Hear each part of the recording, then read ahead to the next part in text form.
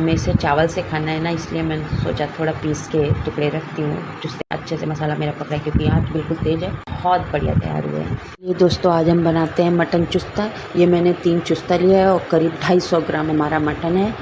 तो ये मटन मैंने चुस्ते में फिल करने के लिए लिया है। तो ये हड्डी वाला पीस फिल नहीं करेंगे, ये मैंने खाने के लिए लिया है। बाकी सारी चीज़ें हम फिल करेंगे इसके अंदर। तो अब पहले एक फिलिंग तैयार कर लेते हैं। उसमें हम ले लेते हैं 2 चम्मच सरसों का तेल, और सरसों के तेल को हम गरम कर लेंगे। गरम करने के बाद उसमें डालते हैं थोड़ा सा ज़ीरा थोड़ा सा, और इसको थोड़ा चटका लेते हैं ज़ीरा को। और अब हम डालते हैं एक तेज़पत्ता डालने के बाद इन सबको हम चला लेंगे गरम तेल में, और चला के अच्छे से पका लेंगे। ये एक मैंने रफली चॉप प्याज लिया है, एक ही है, मीडियम साइज़ का है। तो इस सबको भी डाल के प्याज को अच्छे से डाल के हम गोल्डन ब्राउन होने तक पका लेंगे। तो गोल्डन ब्राउन होने तक पका लेंगे। उसके बाद हम एक करीब 3-4 हरी मिर्च आप अपने तीखे के अनुसार लीजिएगा, मैंने अपने स्वाद अनुसार लिया है। तो इन मिर्ची को भी अच्छे से अब हम पका लेंगे। और फिर उसके बाद अच्छे से पकाने के बाद कुछ ये सूखे मसाले हैं जिसमें धनिया, हल्दी और मीट मसाला, बस इतने ही है और कुछ नहीं है। तो इन सबको भी पकाने के बाद, क्योंकि हमें ये चुस्ते में के अंदर फिल करना है, तो ये थोड़ी सी चर्बी है और जो मीट था उसको अच्छे से चाकू से मैंने काट लिया छोटे छोटे पीस में। ये सबको अब हम करीब 20 अच्छे से पहले इसको तेल मसाले में और ये सब में फ्राई करना है करीब 10 मिनट तक। और फिर स्वाद अनुसार नमक, ये सिर्फ फिलिंग के अनुसार ही नमक लेंगे, ज़्यादा नहीं लेंगे। तो ये करीब मैंने 1 चम्मच लिया है और इसको फिलिंग के अनुसार ही नमक डाला है। बाद में हम ग्रेवी में दूसरा नमक ऐड करेंगे इसलिए, और पानी खौलाते हुए भी एक नमक ऐड करेंगे, इसलिए आप नमक ध्यान से डालिएगा। तो ये सबको अब हम चला लेंगे करीब 5 मिनट तक अच्छे से तेज़ आंच में। और फिर इसको अब हम ढक के करीब 20 मिनट तक पकाएंगे, जब तक हमारी मीट अच्छे से पक ना जाए।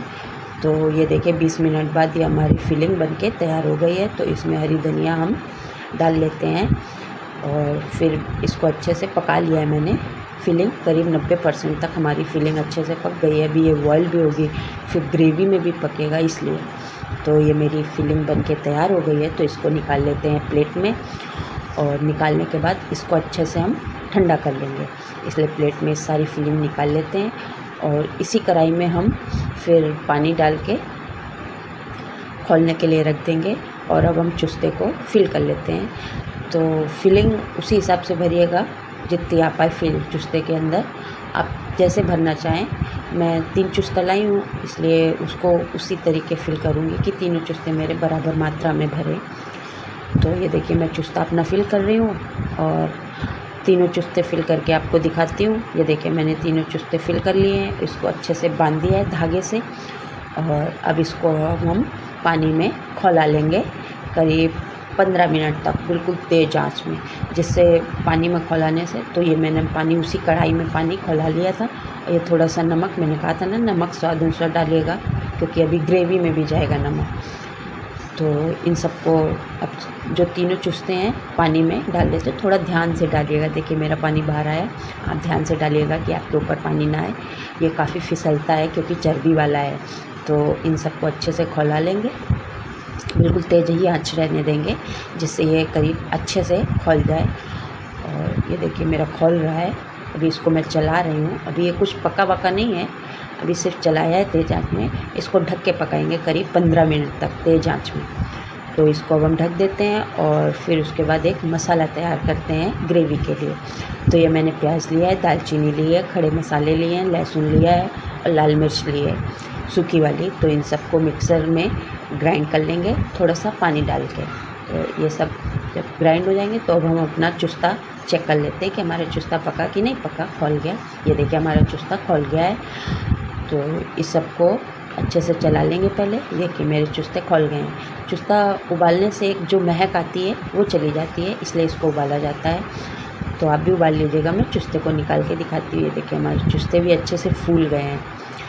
तो बढ़िया से इसको अब हम प्लेट में निकाल लेंगे और फिर फटाफट ग्रेवी की तैयारी करेंगे। ये मैंने तीनों चुस्ते निकाल लिए, मेरे अच्छे से उबल गए हैं।